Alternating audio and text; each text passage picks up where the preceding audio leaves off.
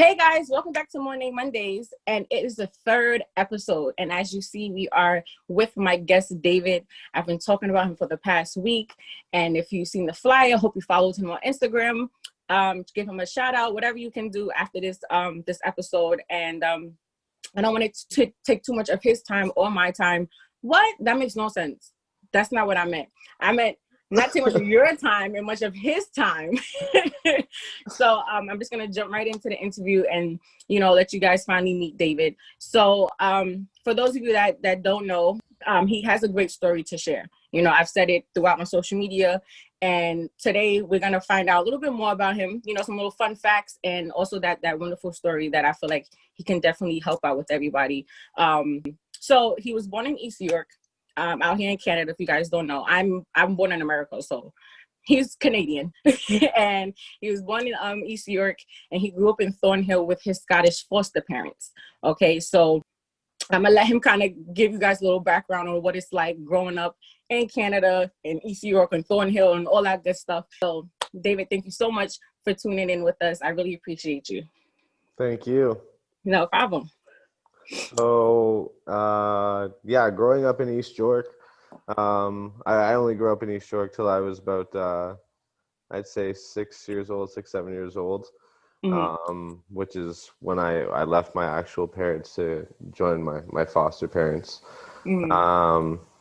East York was more of a poverty kind of place. Well, maybe I just lived more in poverty. My parents didn't have too much money, but Thornhill was a very close-knit community. Like, everybody knew each other. I wouldn't say too small of a town, but just everyone knew everyone. So if you did something wrong, everybody knew about it. Right. Well, that's good. That's like the beauty of like the small communities, it's like everybody really knows each other, and you have like that, I guess, like a born into family without even knowing, because everybody knows you, like you said. And if you get in trouble, somebody's watching you, and so you try to make sure you stay on point, so that way run back and tell your parents that you did something. Yeah, and in the same aspect, growing up, especially at the beginning with the foster family, everybody being so close, everyone felt like family, right? So right, it was really good in that aspect. Right. So to kind of elaborate more on the foster parents, because that's what really caught my attention, when you shared that with Brooks and I. So you said you was there when you were 6. So what happened prior to that? Like, do you know why you were placed there? Well, yeah. So growing up till I was from a baby to I was 6, I was in and out of different foster homes. Also passed around to some of my parents' friends to take care of me when they couldn't. They're both drug addicts and alcoholics. So, just sick people, not bad people, right, to any extent, but just sick, and that's why I ended up going to my foster family. Okay. So what was that? Well, I know you was like young, but do you like remember the transition at that time? Like, was it like, do you remember that? Yeah, I do. I actually remember the exact day, and I remember going into the car and looking in the back window and seeing my mom in the back window as I was being taken away. Wow. I don't know. I guess something like that, being that traumatic, it really kind of sticks with you. It's not something just small, like playing a game or something, right? It's something that you keep in the back of your head for probably the rest of your life. Right, exactly. So when you got to your foster parents, how was that experience? Like, were they, nice, loving, or Well, they were absolutely loving. They were like, I couldn't understand a single word they said when I first got in there because of their Scottish accents. And they were very foreign to me, right? I didn't know what was going on. I was going to a new home, but they definitely welcomed me into their house with open arms, and that's just the type of people they were. They had fostered many children before me and many after me as well. So. Oh, okay, so you was like by yourself, so you didn't have like foster siblings type of thing, like you didn't have that? Actually, I did. I grew up with, there was actually 3 main ones that I grew up with. Oh, nice. One, there was some that came in and out every once in a while, but through the home for most of the time I was there was 3 people that I did grow up with, and yeah, I consider family. Oh, perfect. That's nice. Well, that's good that you didn't really kind of go through that alone. You had people there where it's like, the same situation as you. And I guess you guys definitely kind of leaned on each other, at the hard times, right? No, absolutely. Yeah, I actually, funny story, when I first got in there, the first day I was there, they told me, because I was really upset, and they told me Right. that there was another little boy joining me the next day. Well, the next day there was a kid that was in my kindergarten class from where I lived with my parents, who came into that same foster home. Wow, look at that Yeah, small world, right? That's yeah, crazy. yeah. So Well, I that's was very that's that's lucky. good. I'm glad you had that type of experience, because a lot of people out there aren't fortunate enough to have that experience. Down to the loving parents, and then also down to you actually knowing someone, or Yeah. to be with you through that experience. So I'm very happy that you got the good end of the stick of it. So do you have any advice for those that may be struggling, that may have like maybe a different experience from that? Well, like I've heard of different experiences in foster homes, and some a lot worse than mine for sure. I don't know exactly what kind of advice to give to somebody in a foster home that is like that, but someone kids that are in a foster home, it's really hard to feel love from other people that you don't know, right? Right. I guess it's just something I didn't actually learn that kind of love till I was about like 16, and I realized that they were actually my parents. Mm-hmm. Giving advice it's hard to give advice to kids like that, just them thinking that it's their fault or they did something wrong, and it's not your fault. And that's something I felt for a very long time. So Right. I don't know the best advice I could give, but maybe be easier on yourself than you are. No, that's perfect advice, because I mean, like you said, everybody has different experiences with it, but at the end of the day, you guys went through that system. So any advice that you give, it would definitely help anybody, regardless of whether it was hard times or not, because you guys have that common factor right there. So Hmm. when you was there, like what's like good memories that you have? Like what's like something that you go back on and like makes you Uh, happy about it? there's so many memories, from the Christmas mornings with all the presents around the tree to like the Thanksgiving dinners with the turkey and the stuffing, and just lots and lots of family being around.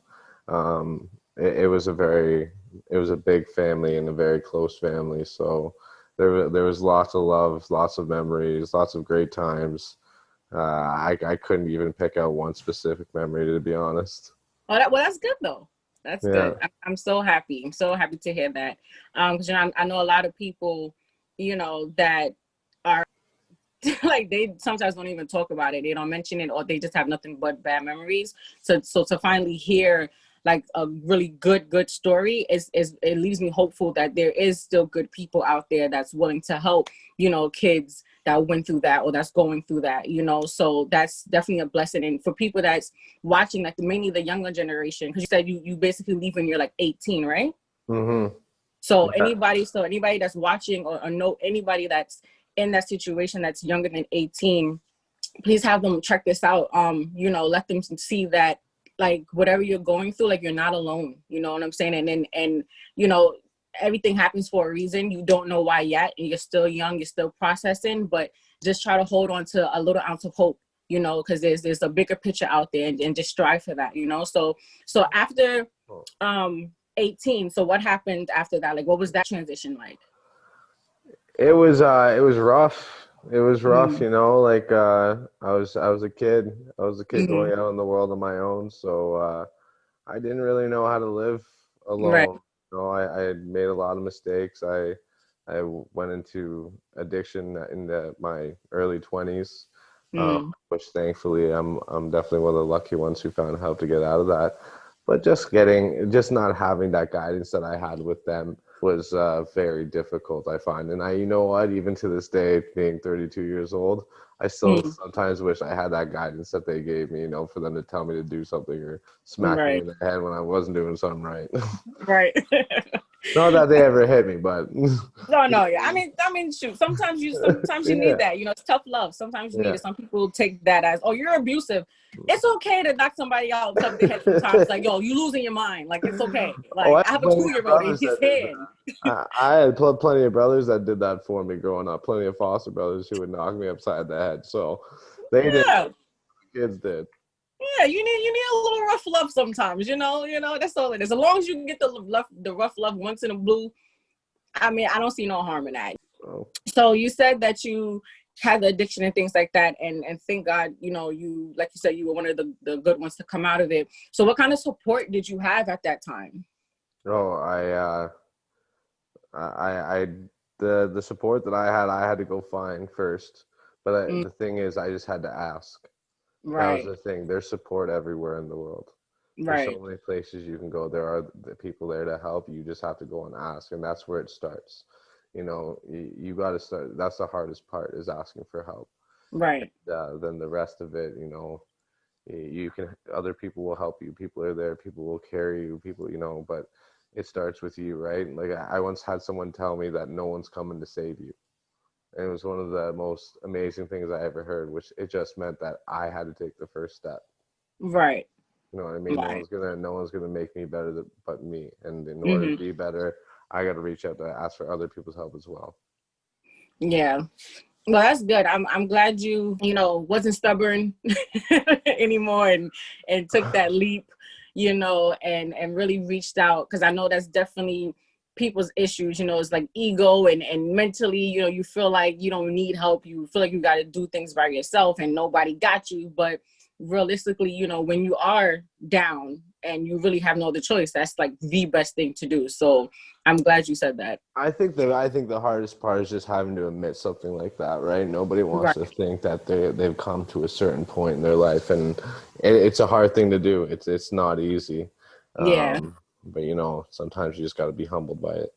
Yeah, that's true. I still struggle with that to this day, and that's why with Monet Mondays, I'm using this as, like, I guess, therapy for myself too. Where I'm like dealing with things I'm not like, you know, before this I wasn't like accepting of certain things, but now that I'm being open and transparent is making me realize, like, I gotta let some stuff go. You know what I'm saying? Like, it's okay to be human. It's okay to make mistakes. It's okay to not be perfect, and it's okay to share what I've been through, so that way I can help somebody else. Because 9 times out of 10, somebody has went through what I went through, and even worse, sadly, but still my little piece of advice or my little stories could help, somebody that's, really going through it. And I don't even know that, because I was quiet at the time. So I think that mainly was like my goal for Morning Mondays. And that's why when you shared part of your story with me and Brooks, it was perfect,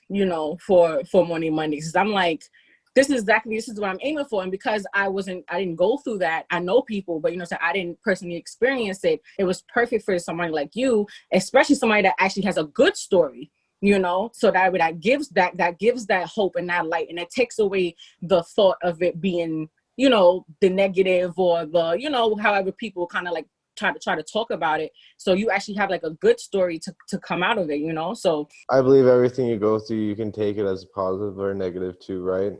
And Right. that's the thing. You can do something with it positive, or you can do something with it negative. And sadly, a lot of people do go the negative route. And I don't fault people, because people go through stuff. People go through a lot of Exactly. things that it's like, especially mental things, right? Hmm. Um, but you can grow from that kind of stuff too. I know I am the person I am today because of the stuff I've been through. One of Hmm. the most amazing things I could actually ever tell someone is, whatever you can go through, you can get through. And that's Yeah. something that was told to me about 4 years ago. And Yeah. now when I'm struggling, I kind of try to think of that, and it's true. Even though I think the whole world is crashing around me, it's Hmm. really, I can get through it, right? Yeah, definitely can. And I think you should put that quote on a shirt or something. Yeah, yeah.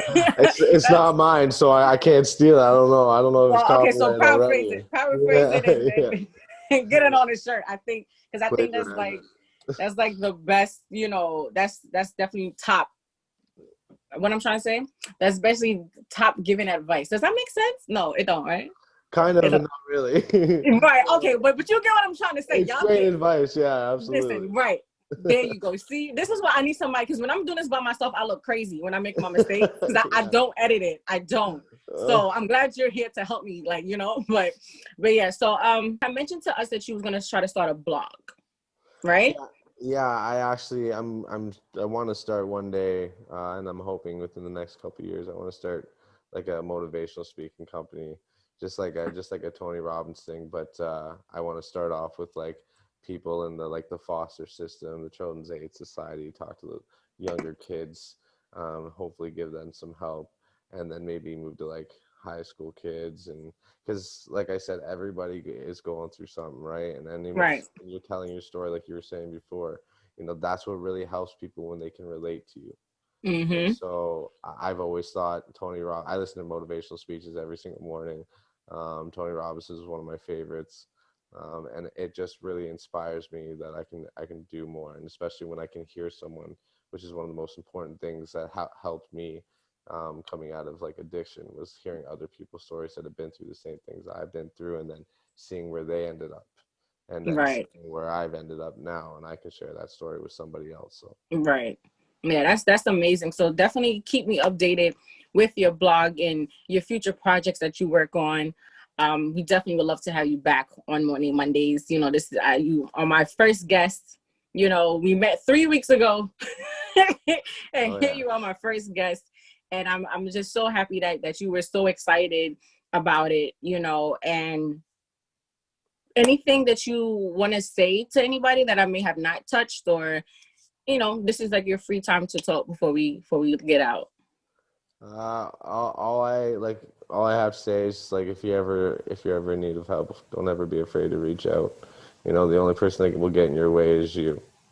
Right. And that's the biggest truth I've ever learned, is because 90% of the things that go through my mind in a day could be negative. If as Right. long as I keep on to that 10% of positivity, and I do the things I know that I should do, even though I may not want to do, that's what Mm. usually helps me out at the end of the day. So always reach out whenever you need help. Don't be afraid. Oh, nice. See, guys, you see, like, this is what we need in the world. We need guidance. We need positivity. You need to spread your love, spread your story, share it. You never know who's listening. You never know who's watching. You never know who needs it. Mental health is very important, especially nowadays where we're kind of like objected to stay in your house, and you have to follow certain rules now, and you got to wear a mask. So I know that puts a strain on a lot of people, on top of whatever you're going through outside of that. So please just take care of yourself mentally, and just remain positive. So before we head out, there's one question I really wanted to ask. Are you still in contact with like your biological parents, or you don't have contact with them? Yeah, I'm actually able to take care of my mom right now. My mom is still battling addiction at the age of 68, and she Wow. just became homeless. And so now Mm-hmm. I've been letting her stay with me, trying to help her, trying to figure her stuff out. My dad, not so much, but we're trying to mend that relationship. But it's actually nice that I can actually help my biological mom out, That's being in the beautiful. position I'm in. That is beautiful. Look at that, guys. You see? You see? See what happens when you're a good person, and you come over these hard times, and you never know. I'm pretty sure if you probably would have had a different experience, who knows how your relationship with your biological mom would have been now. But Absolutely. thankfully you went through that, and now you still have that type of kindness in your heart to still take care of your mom, because at the end of the day, it really 100%, like, she did what she could for you. She did the best she could, because she was, like you said, she was sick. So for you to return that in this way is so beautiful, and it says a lot about your character, and whatever you've been through, you can't tell, you can't see it. Your aura and your vibe, everything is just all positive, and I definitely commend you for that. I appreciate people that don't show what they went through. You don't walk around grumpy, and every time I talk to you, you're hyper, and you're Yeah. you have a good vibe with you. Well, So Well, one of the most important things that I was taught, and I was taught by a girl that I met about 3.5 years ago. She, mm, she was telling me about how one of the most important things she sees in a person is people that want to grow. And mm-hmm, to me, that's a really important thing, because it doesn't matter what you've been through in life, what you've done. you know, as long as you're willing to grow and be a better person than you were the day before. I heard, I think his name was Jordan Peterson, say, even if you do the smallest things in increments, just a little bit better every single day, right? And that's Right. growth, because those things that don't grow die, right? So Yeah. it's just like a plant. If a plant's not growing, it dies. So same thing Yes. goes with a human. If you're not growing, you're just staying in that self-pity from all the things that you've been through, then you're not going to go anywhere. That is 100% correct. So I couldn't agree with you anymore. And once again, your story is beautiful. I found out some new information today. And I'm pretty sure my viewers out there really appreciate you sharing your story and sharing your trials and tribulations with us. And I really hope somebody out there got touched by his story, you know, and hit him up. Like he said, you can hit him up. You can send him, I guess, a message on Instagram or send you a follow request. I'm pretty sure he'll get back to you, you know, and just use your resources, guys. Use your resources. That's what I meant to say. Use your resources, guys. You know, we're here for you, you know. Reach out to me, reach out to him, you know, and take advantage of the people around you and in your situation, you know. So thank you, David, so much. So much for coming to Monet Mondays, even though it's via Zoom. Yeah, But I really appreciate you taking the time out to share your life with us. And I hope to have you back here once your blog is up and running and any other future things you have working on. I appreciate you just letting me talk about my story because it always helps me too, right? Right. So thank Yes. you. Talking is therapeutic. It is very. Yes. So for everybody that is tuned in, if you're a new subscriber, well, not a new subscriber, well, hopefully you're a new subscriber, but if you're a returning user, what am I trying to say? Let's slow down. I always have these moments in my episodes. You'll see. In my other two episodes, I have these breaks. Okay. If you're a returning viewer, thank you so much for staying consistent. And I hope you enjoyed episode 3. And if you are a new viewer, thank you so much for tuning in. I hope you watched the first 2 episodes to catch up. And next week is my season finale of Morning Mondays. Watch the first episode and you can find out why it is the season finale. I will be back in November, but I'll talk about that more in my season finale next Monday. So I hope you guys enjoyed this. I'm glad you guys got to meet David. And I really look forward to hearing from David once again and any other new guests. You know, y'all see, it's official. I have guests, okay? I wasn't lying. I do guests, guys. So if you guys have any stories, anything that you want to share that you feel like the world needs to know, let me know. Hit me up. Check the link description down. What? That's not what I meant to say. Check the description box below and hit me up on Instagram. Send me an email. Hit up David. And I hope to see you guys next Monday. Thank you so much, David, once again. Thank you. All right. Talk to you later. Bye-bye.